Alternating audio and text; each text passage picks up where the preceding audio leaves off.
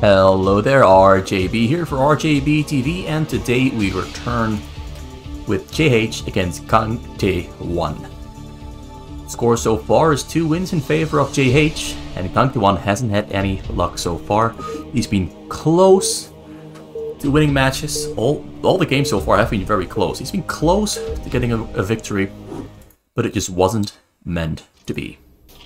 But maybe he's got a chance to get himself a nice little comeback here in game number 3, where he's playing the Zerg here on the blue, on the top right corner of the map, and here we've got JH on the pink Protoss on the middle left of the map.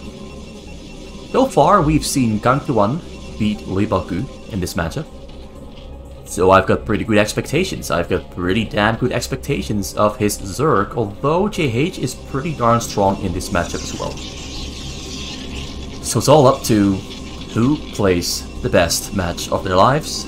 Will it be Kang 1 or JH?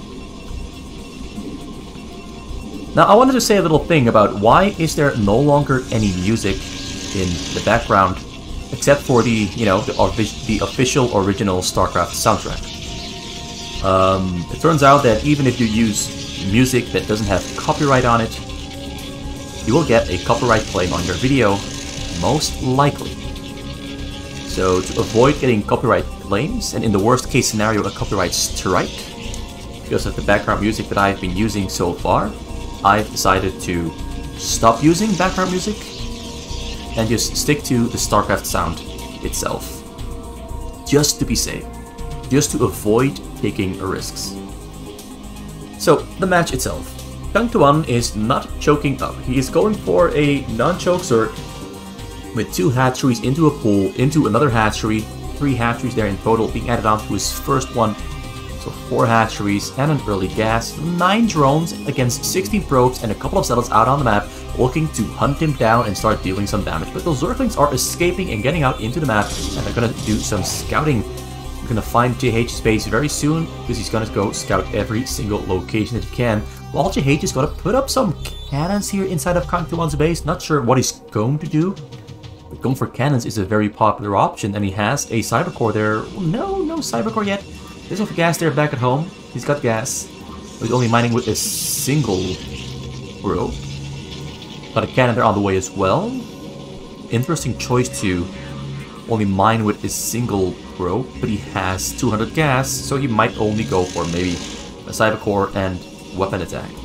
Goes in for a small little attack here to kill some drones, but 1 drone kill while I was looking at the main nexus there.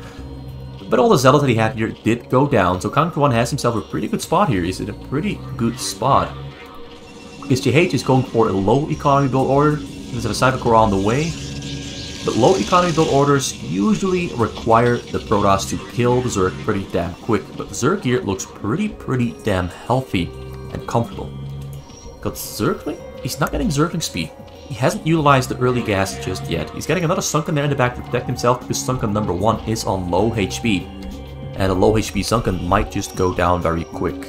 Although it's hard to access, he has to walk in between the hatcheries. Only a single Zealot can attack that Sunken, and he's blocking it off with his Zerglings. But that Sunken is going to stay alive for a long time, because the Zerglings first have to die. And he can't walk around it, so now he might make a mistake. Oh, he's not making a mistake, he's baiting the Zealots in.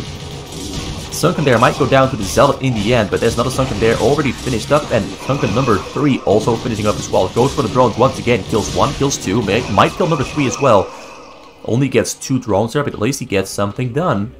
The Zealots are getting some value out of them, but not the amount of value that he wanted to. He's not getting as much done as he wants to. But at least he's getting something done. Kang 1 is still on the defense. Only on 16 drones against 24 probes. It actually doesn't look that bad. Doesn't look that bad, but do keep in mind he only has 62 gas, which is just enough for Hydralisk Den. While he already made the Hydralisk Den, he's got no gas mining at the moment, still making drones, walling off access to the Sunkens here in the back. Made another 3rd Sunken. JH is still looking to kill something. Might try to get that Hydralisk Den there killed, just to slow down the Hydralisks and to basically just slow him down altogether, because having Hydralisk out is a very crucial part here for Kang 1. He really needs Hydralisks to defend himself in the near future.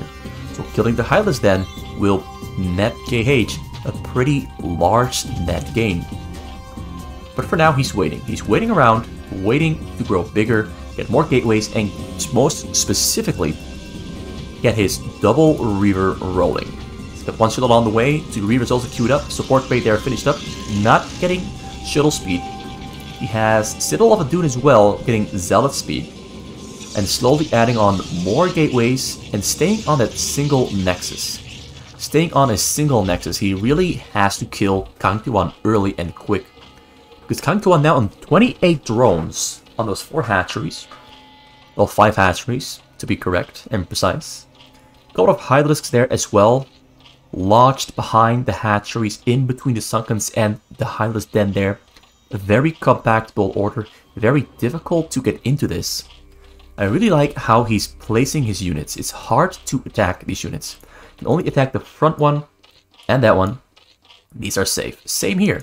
The Hydralisks are actually blocking off the structures here in the back, so the Sunkens are safe. He's keeping his Overlords around his main as well. And just in case there's Overlords, Dragoons, coming into his base to snipe them off. So he's keeping them very safe all around the center point. Hydralisk now here on the chase, on the hunt to kill some Zealot. Zealot speed just finishing right about now. JH has some fighting power. He's turning around, going to chase down those Hydralisks. They're running for their lives, waiting for the range to finish, and level 1 attack to finish as well. JH is going in here, but he really can. He just cannot get on anything.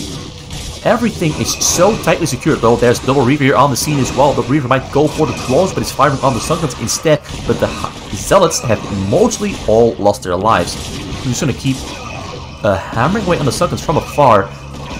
Hydralisks are trying to kill the Reavers, but the Reaver gets micro there expertly, stays alive. But now the Reavers are a little bit out too far, though the Zealots come in just to protect him just in time. Although now he's going for the Reaver. The Reaver goes down. One more Reaver is left alive, but the Hydralisks have served their purpose. Killed the Reaver. Still one Reaver left alive. He's going to get us around on the Reaver. JH is not looking at the moment, and the Reaver goes down. Kang Tuan defends this one really, really well.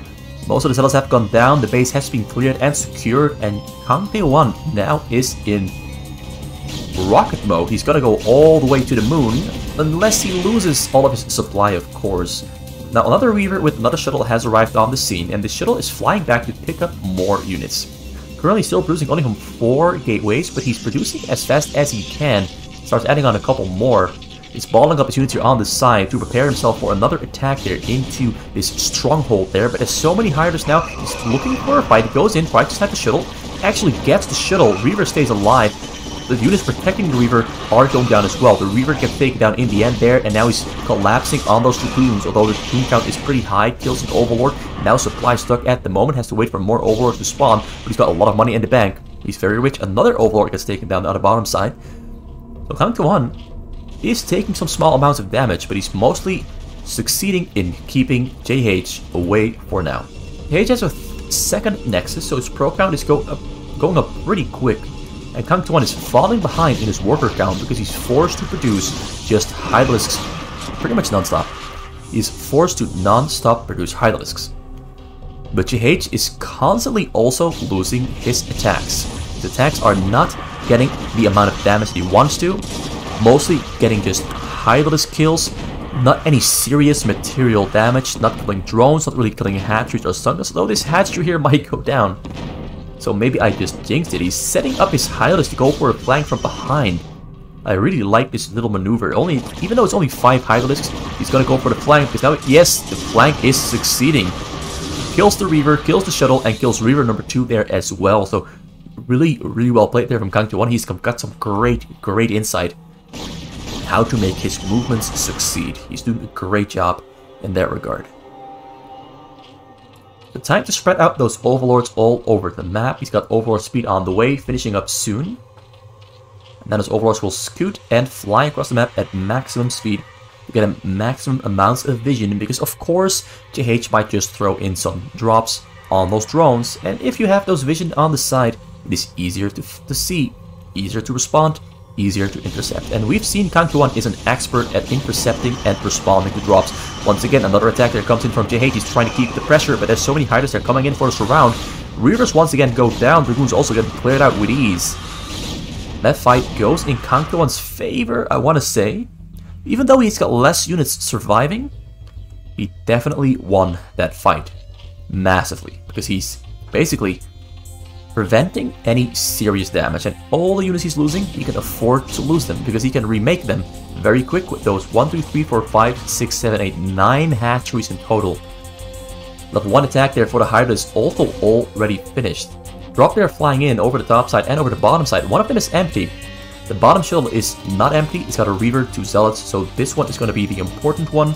But of course, Kang doesn't really know which one is the important one, but he saw both shuttles. He saw it with the Overlord, he saw this shuttle. So he knows to keep a group there on the bottom side and a group there on the side, so we can snipe both of them. Also has his Spire finished. He's got transportation for his Overlords on the way. A mass attack also coming in through the front. 155 supply against 90 supply. The game is looking... Ooh, burrowed Hydralisk there. Always very, very cute stuff. Snipes the shuttle there on the bottom side. So that one's not going to get any damage done whatsoever. One on the top side there also gets sniped, but it was empty. But still, he snipes it nonetheless. So now... Oh, another drop there coming in. This one's got a Templar in there. Is this one gonna hit? He loads a little bit too far away. He can't storm on the drones. The drones are too far away. Gonna have to try again. Fly a little bit closer. Unload once again. Storm. But this time around, he actually dodges straight into the storm and loses 15 drones. He dodged straight into the storm by accident. He loses 15 drones. Another drop there comes in, but that one gets sniped. But at least the attack that JH sent out doesn't... I want to say that didn't succeed, but honestly, killing 15 drones is pretty nice. It's pretty sweet. But both their army supplies are actually quite similar. We've got 100 supply here for Kang Tae-wan, and we've got JH at 150, about 150. So about equal army sizes, honestly, because the difference is mostly in probes, of which JH has 40 more. He's got 80 probes, so his money is really, really coming in really fast. And as you can see, he's adding onto his base really quickly, trying to get as many gateways as he can, as fast as he can. It doesn't look pretty. Like, this kind of looks like a mess compared to what most players built their base as. Drop comes in from the top side and from the bottom side, tries to fly his way around the Hydralisk, but Kang Tae-wan will not let that one slip by. Manages to almost kill it, but it's gonna just stay on the side for a little while longer. But while that's happening, a mass attack has already finished producing, and he's sending it out across the map, ready to strike once again.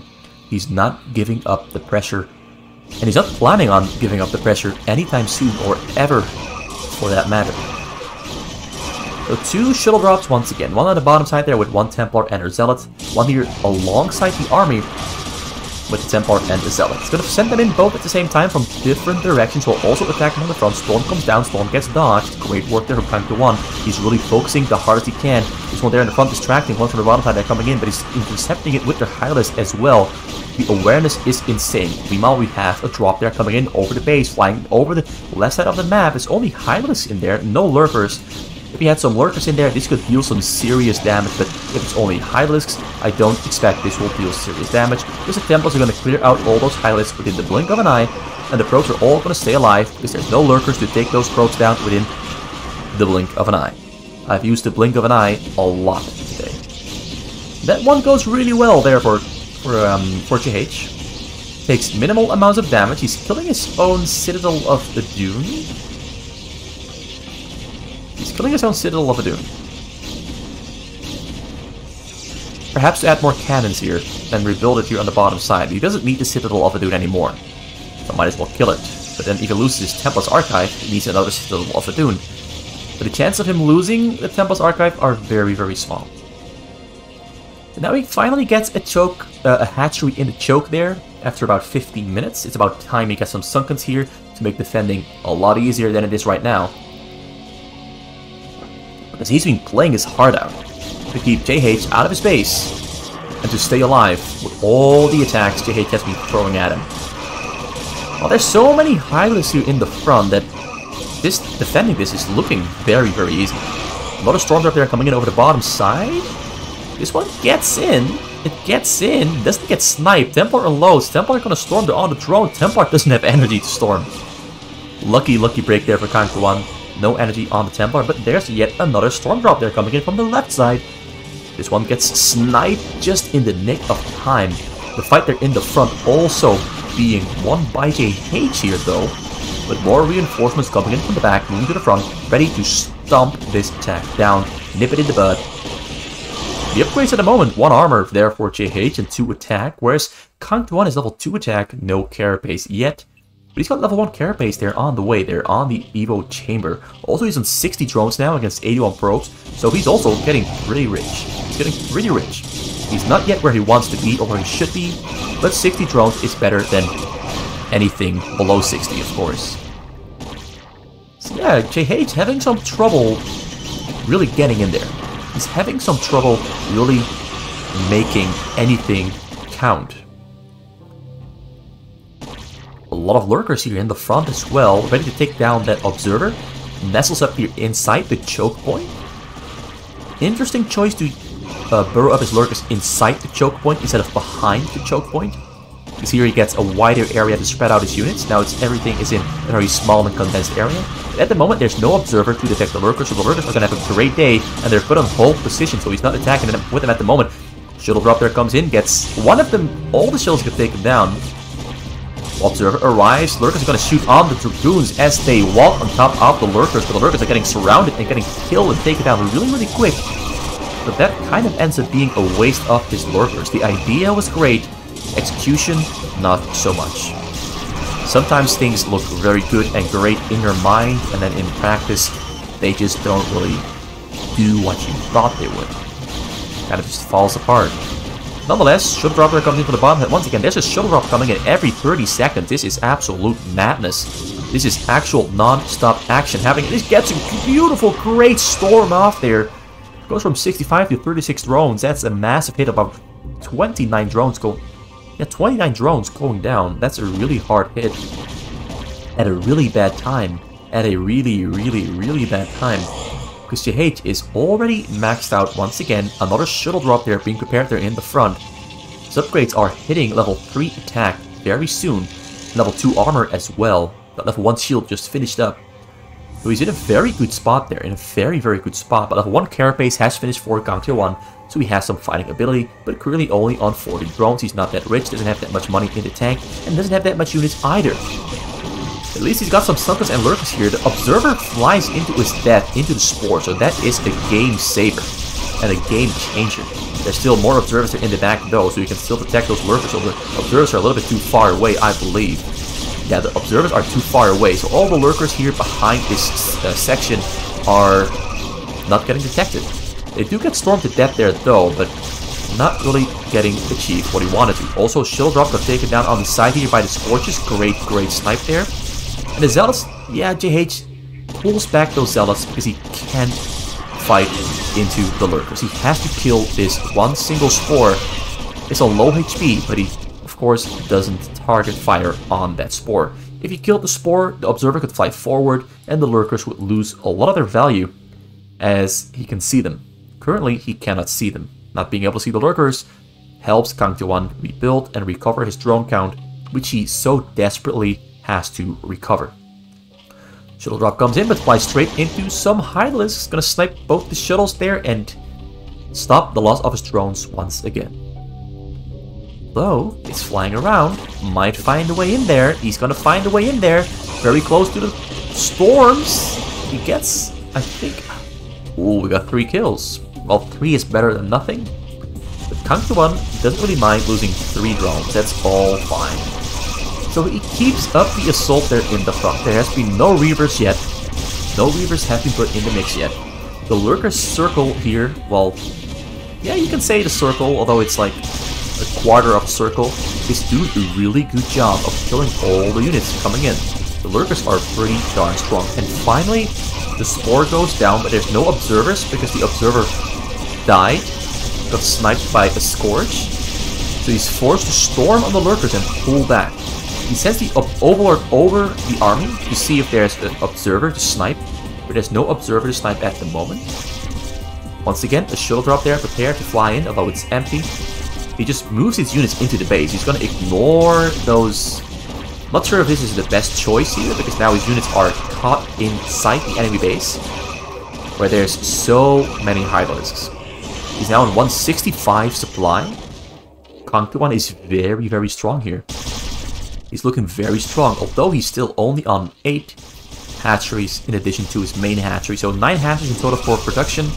But despite having only 9 hatcheries, he's been holding up very well, despite the non-stop barrage of attacks of all different kinds. Another shuttle drop there comes in, but gets taken down once again. And what JH really needs is an observer to take care of those lurkers, because those lurkers are just destroying his army time and time again that he sends his army in for the attack. And there's another observer. He's got about 3 of them. They're balled up, stacked up. They're in the choke point. Well, in the entrance to the choke point. He's got some Reavers mixed in as well this time around. No Reaver capacity yet, but I do think he's got Reaver Scarab damage. Yes, he has Scarab upgrade damage. Going to take down those Reavers from afar, although now he goes in with the entire army. Dragoons are hammering away. Guardians and Hylos are coming in from behind, ready to swarm and surround. But their upgrades are pretty damn good. Almost on maxed out upgrades there. Kang 1 has 1 and 2 upgrades. Level 2 and 3 for his armor aim. Ooh, shuttle drop comes in. Oh, and a lot of drones are running into their deaths there. He's returning back to his main. He's still dancing around to avoid the drop. The drop goes down in the end. He wins the fight there in the front as well, although more Dragoons are on the way, ready to reinforce and keep on attacking, keep up the assault. He's got a Dark Swarm there as well. The Filer, maybe he's going for a Plague, maybe he's going for a Dark Swarm, not too sure. A Dark Swarm wouldn't really be a great choice here, because there's Zealots in the mix as well, and Reavers are absolute beasts against Dark Swarms. Plagues though might do the trick. Oh, there's another Storm comes down, but he missed the Storm by an inch. Kills 2 or 3. Kang 1 supply went down from 165 down to 120. He's having problems with his money at the moment, and with his gas. He's basically out of money and out of gas. He's out of money, out of gas. If any storm drop lands at this point, it is game over. It really will be game over. These 2 shuttles are empty. The real shuttles are coming in from the bottom side. They're also empty. Everything is empty. Everything is empty. All the shuttles are empty everywhere. Even on the middle, the shuttles are empty. On the side, yeah, these ones are filled up with units. I see what's happening. He's rallied these shuttles to the middle, and he forgot about them. Yeah, there's a Dark Swarm there to protect the Lurkers, but he's also protecting the Zealots. So the Zealots do go down to the Lurkers in the end. Snipes drop there on the top side as well. JH is playing a really strong Protoss against Zerg without building cannons on the middle. Without building a proxy base on the middle, and that is very impressive. Goes to show that you don't need cannons on the middle and mass robos on the middle at all. It's one of the rules of this tournament: no mass proxy base on the middle or on another spawn. Drop there on the bottom side. This one might... It's empty. It's empty. I was worried for nothing, but Kang 1 is still forced to dodge the shuttle because it might just be filled up with Templars. It isn't, but it might just be. And now he's flying. Oh no, he's losing some of his drones there to those units. Still winds up losing 3 or 4 drones there to his units there in the middle. Once again, comes in with an attack in the front to keep up the pressure, to force Kang 1 to keep spending his money on the units to defend with. Killing anything is a great improvement for JH here. Reavers coming in as well. He gets a great surround on those Dragoons and Reavers trying to break through the choke. But in the end, I do think a lot of units here will go down, although the Storm comes down there. The Reavers get chased down. Ooh, this game is looking pretty good here for Kang 1 now. He forces JH completely out of his base and gives himself some time to breathe and recover to get his drones back in order. But he's still only on 49 drones and he needs about 70. He needs about 70 or 75, and as we can see, he's only making 6 extra drones. Only making 6 extra drones. That's not a lot of drones. So while this entire fight so far has been happening, Kang 1 has not been able to really drone up. He hasn't been given moments to breathe. He hasn't been given time to build his base. He does have all the technology he needs. It is only 9 hatcheries in total. Fight again once again erupts in the front, dodges the storms. Zealots are on the chase. He's maxed out on upgrades soon. He's only got shield left to get to level 3. Kang 1 is level 2-3 as well, so both players are evenly matched in upgrades. Some Guardians coming in from behind to support the Highlist from above. Storms once again coming down. The Reavers are taking care of the Highlist really well. Reavers are so strong against those very low HP Zerg units, and the Storms do a great trick as well. He's just very slowly pushing forward, not sending his Zealots into suicide, but letting Kang 1 tank and get killed. He's basically, come to me, send your units into my Reavers, and allow me to crawl forward after I kill all your Hydralisks. And it's working out really well. He's slowly progressing deeper into Kang To-1's base and setting himself up for a very strong, secure little spot here in the front. Beautiful play there on those Dragoons and Reavers. That's really gonna hurt the HP bars. But can Kang To-1 recover his army quick enough? He only has 2 groups of Hydralisks, some Guardians in the back. He's got pretty much nothing else. Storm Templar tries to crawl its way towards the drones, but it cannot reach. But there's so many units now crawling forward here. What might save Kang To-1 here is the fact that he hit that Plague earlier and reduced the HP of a lot of those Dragoons and Reavers. Also, he still has the Surround and the Defender's advantage. Although the game is looking pretty grim here. There's a 100 supply difference. Kang To-1 simply cannot keep up with only... Well, now he's got 10 hatcheries, but he cannot keep up. This is number 10 there in the top. It's not yet finished. So yeah, Kang To-1 cannot keep up with the production of JH, who has so many gateways, so many robos. This is a lot of gateways. It looks like a mess, as I said before. It looks like a mess, but it's getting the trick done. And that's what matters most. So he goes in for another attack. Shuttle drop there coming in from the bottom side. Might get intercepted, might not get intercepted. Will it get dodged? He lands. The storm is too far away. He storms and he hits the drones. He kills about 15 or 16. Pretty good hit there in the end. Losing any drones at this point for Kang To-1 is a nightmare. And now he's on 82 supply against 200 supply, and JH has, with a very consistent macro, very consistent non-stop pressure game style, managed to keep Kang To-1 small, push his advantage tiny bit by tiny bit, and I do think this is going to, for sure, without a doubt, be a 3-0 win. In his best of 5 between Kang To-1 and JH, it's only a matter of time before Kang To-1 calls GG, and Kang To-1 is eliminated, and JH advances to the finals in this Hamburger Sasu tournament. This is just too much to bear, too much to deal with, too much to handle. It is impossible to stay alive and defend himself. He's trying though, he's trying his hardest. His 70 supply against the 200 supply from JH. He's valiantly, heroically, without giving up, courageously fighting back, trying to stay alive. Another drop there comes, it's empty. Another one, it's empty. It's just there to be annoying. 36 drones are left alive, it's pretty much nothing at all. And yeah, that's the game. After 28 minutes and 30 seconds, a very hard-fought, non-stop fight between these two very talented and strong players. JH comes out on top. Kang To-1 couldn't get a single win against JH in this series. JH just kept winning every single game, and each of these games was a long game. They were all 28 minutes or longer. I actually think this might have been the shortest match in this set. But both players fought and played really, really well. So hats off to both players. JH advances to the finals, and Kang To-1 is eliminated. Thank you for watching. This is RJB for RJB TV. Hope to see you come back next time around for the other semi-final set.